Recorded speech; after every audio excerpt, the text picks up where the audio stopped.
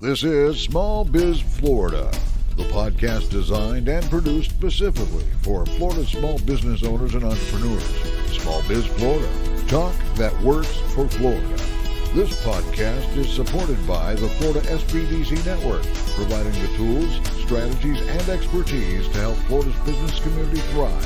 Visit the Florida SBDC online at www.floridasbdc.org or contact your local office and get started on your path to success today. This is Small Biz Florida, the podcast and broadcast. It's all things business across the state of Florida.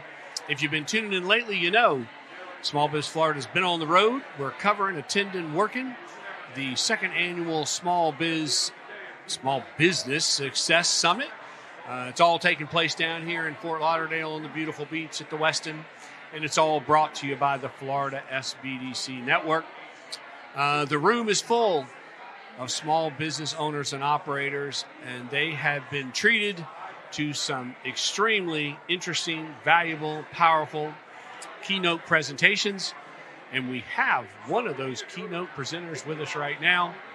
We've got Mr. Jordan Crenshaw, who serves as the Senior Vice President at the U.S. Chamber of Commerce. Jordan, thank you for your time. Welcome to Small Biz Florida. Tom, thanks for having me. Really glad to be here. Nice. And I'm going to assume that you traveled from Washington? Is that? I did, yes. Nice. Well, thank you for making the trip. Thank you for your support of the summit. Thank you for taking time out to be a keynote presenter. Well, always a good time to get down to Florida, so yes. I can't complain. That's right. Never a bad time to be in Florida. Listen, your topic could not be more timely or more important. Technology engagement with small business. But before we get to that, because I can't wait to talk, let's start as we always do.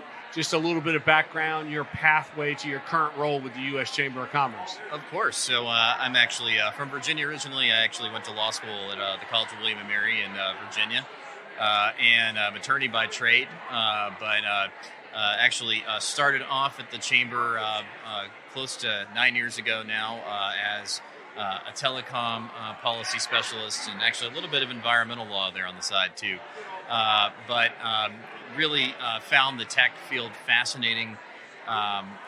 Learning about new technologies, whether or not it be AI or blockchain or drones. It's all fascinating and all being used by small business too.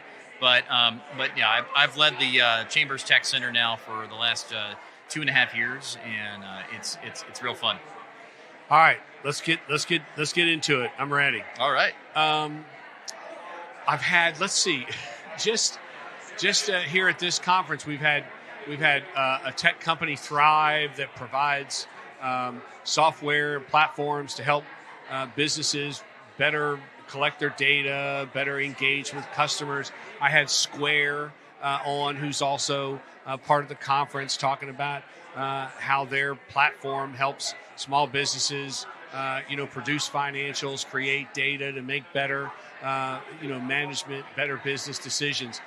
I mean, let's face it, technology is where we got to go in small business. The days of Rolodexes and card files and spreadsheets are kind of over. Is that a fair statement? Well, you're absolutely right in that technology is here and it is giving an edge to small businesses and all different types of businesses, frankly. But, what I talked a little bit about today was a report we launched last year on the impact of tech on small business. And actually what we found is that small businesses that use technology, even here in Florida, contribute $783 billion to the economy and support 5 million jobs.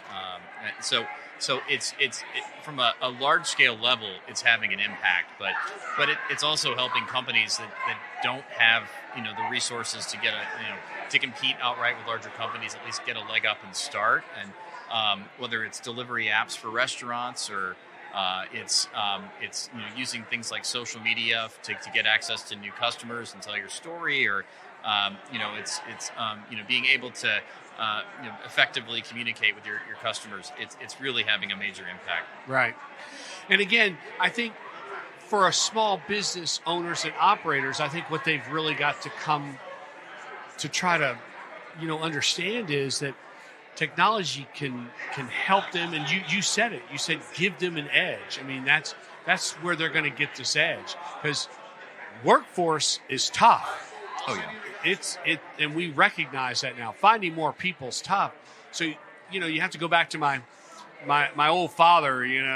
The old saying: you got to work a little smarter and not harder. And I think that's really where we are today with small business owners and technology. You've got to leverage this. Well, and what we found in the report and validates that. What we saw that was the small companies that were using tech more often, ones that were using at least 6 types of platforms, whether that's Square, a delivery app, social media.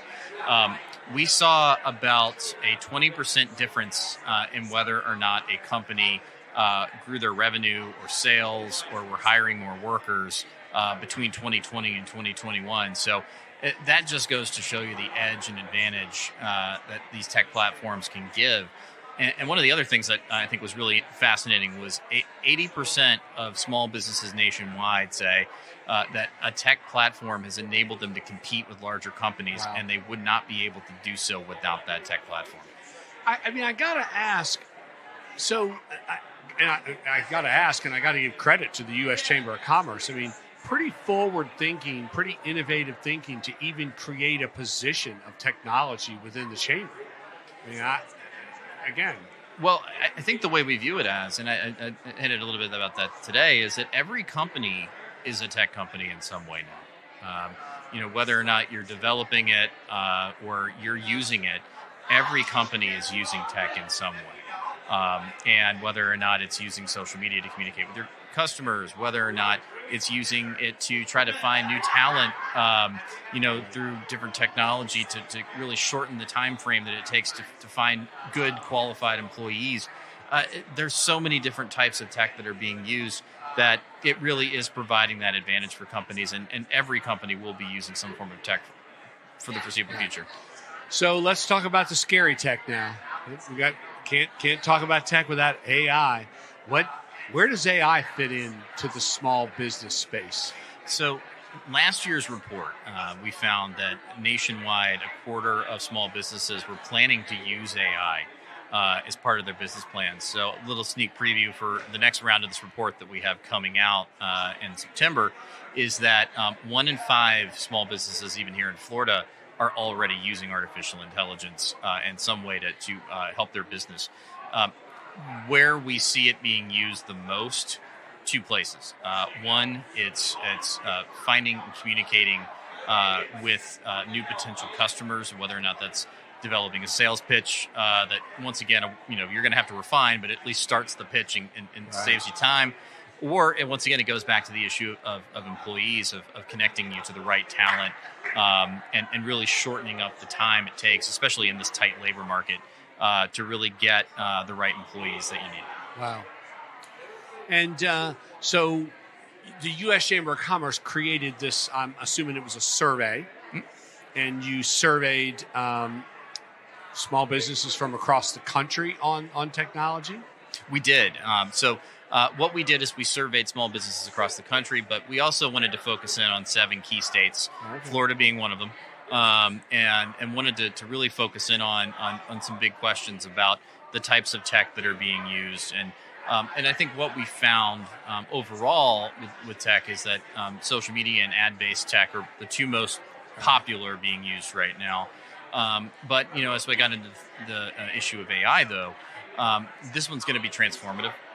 And even if it's only 1/5 right now, there is definitely a fear of missing out. I think coming 60% of Florida small businesses are actually saying now that they know that their competitor or think their competitor will use AI. So there's going to be a little bit of an arms race between small businesses and other businesses, I think, right now to use this tech. And talk to me about you talked about the types of tech. Kind of drill down again into that. We obviously we all recognize social media. We know AI is coming, but did you find anything interesting in the types of tech? Did you see things you didn't think would show up in the types of tech? How are And what are the tools small businesses are using? Well, it's a variety. And outside of things like social media and ads, they're using technology for point of sale purchases. So like 40% of small businesses are using something like a Square or a payment app. And that's not near enough. It's not near enough. I mean, it needs to be 95%, but go ahead. But I agree. But I walk to a farmer's market in my hometown every day, and I basically every farmer who's selling actually has a Square that they can use, because we're increasingly becoming, whether you like it or not, cashless. Right. And so that's a key tool that's being deployed as well. But as I said, in the hiring space, there are other areas where there's CRM tools where it's keeping track of lists of customers you have, and their preferences, and being able to tailor your reach to them. It's so many variety of different areas. But I think some types of tech that we're seeing an increase in, also digital payments and digital apps, not just Square, but we're seeing like the ability just to pay with your phone, for example. We're seeing close to now 60% there on that side, coming out in our new report. So all different types of tech. And I think one of the ones that really surprised me that companies are looking at, this was this big, but 15% are looking at things like self-driving cars and autonomous vehicles. Wow. And so, but I think you're looking at that from like a delivery perspective for restaurants and things like that. But all different types out there that are being considered. Yeah, when we had the conversation with Square, I always liked to remind folks of the pandemic. There was grant money available out there all across the state of Florida for small business owners, and so many folks could not access those grant dollars because they couldn't produce the most basic of financials. Mm-hmm. Just give us a P&L for one quarter versus the same quarter last year and show that the pandemic's affected you. That was the primary requirement. And so many folks missed out on grant money because they couldn't produce those basic financials. You just can't have a small business and not be, properly keeping financial records. And so easy to do today with technology. Well, I'll say this too, though, and that, it's a disadvantage for small businesses who can't provide the financials, but also, on the other side of the coin, I think what we saw is that governments did not have the IT in place to really get the funds out as quickly as possible as they should have. And I think that's one reason why we want to see more targeted investment in IT for agencies as well. I think, for example, there were a few state systems that crashed because they were using 1950s mainframe technology. And, I think, we think it's important that small business, government, all types of entities embrace modernizing tech, and it's why we support funding for states and funding for the federal government and agencies there to make sure that their systems get modernized. Yeah, and I'm assuming you're with the U.S. Chamber of Commerce. Is this part of a marketing campaign for your organization? I'm sure it's on your website. But are you doing something in terms of trying to get the message out? Now's the time for tech or something? Do you have that kind of campaign going? So it's actually our Tech Nation campaign. So we're going around the country. We've been in cities like Houston, San Francisco, Tacoma, Washington. We're going to be in Atlanta actually in 2 weeks, really talking about the benefits of technology with the small businesses who are reaping those benefits. But part of that, though, is ensuring, as the U.S. Chamber, of getting good policies in place in Washington, D.C. that actually work to ensure that we can continue to use and maximize these tools. And that's things like getting a national privacy law passed that makes it easier for small businesses to know what law they actually have to follow. 1 in 2 Florida companies, small businesses actually say that they're worried that they're going to have to comply with out-of-state data privacy laws and out-of-state AI laws, and that compliance burden is just disproportionate on them to larger companies. Right. And so making sure there's just one simple, easy-to-know national standard. But, other things that are important, making sure we bridge the digital divide, get everyone hooked up online, upskilling the workforce and getting, STEM education, what it needs. And also ensuring that we talk about the benefits of of things like the gig economy and delivery, because it's important to tell those stories so that folks who are making decisions in places like Washington, D.C. get it right, so we can continue to reap these benefits. Where is the SBA in sort of all of this? Are they supportive? They're on the they're on the bus for technology. Yeah, SBA is definitely. I know that they have concerns too about emerging technology. I know AI is important to them, and so this is an area they're looking at too. Okay, nice. It is Jordan Crenshaw, who serves as Senior Vice President at the U.S. Chamber of Commerce, presenter here at the Small Business Success Conference. Let me see if I get this right.